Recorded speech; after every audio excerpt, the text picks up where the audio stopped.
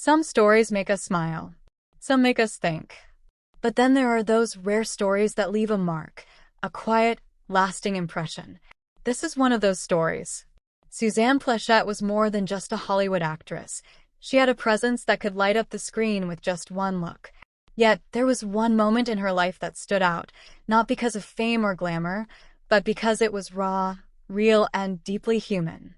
To understand that moment, we need to go back to the beginning. Born in Brooklyn, New York, in 1937, Suzanne grew up surrounded by art.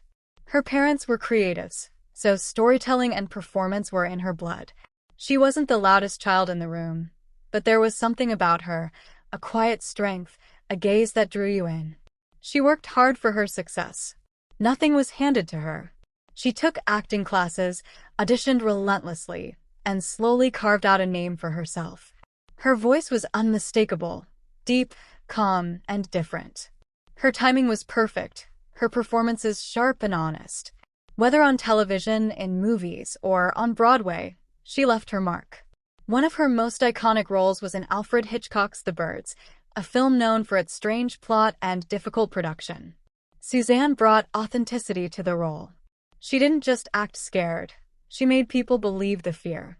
But what set her apart wasn't just talent, it was how she stayed true to herself. In interviews, she didn't fake smiles or act like someone she wasn't. She once said, "I'd rather be real than be liked for pretending." And that says a lot.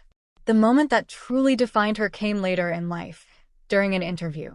She spoke openly about love, losing her husband, and the loneliness that sometimes followed fame. She didn't cry for attention, just a single tear, quiet and honest. In that moment, she revealed more than any film ever could. She showed her soul. That honesty resonated. Suzanne passed away in 2008, but she's remembered not for being flashy or loud, but for being brave enough to be herself. Her story reminds us that we don't need to be perfect or always strong. Sometimes, the most powerful thing we can do is simply be real.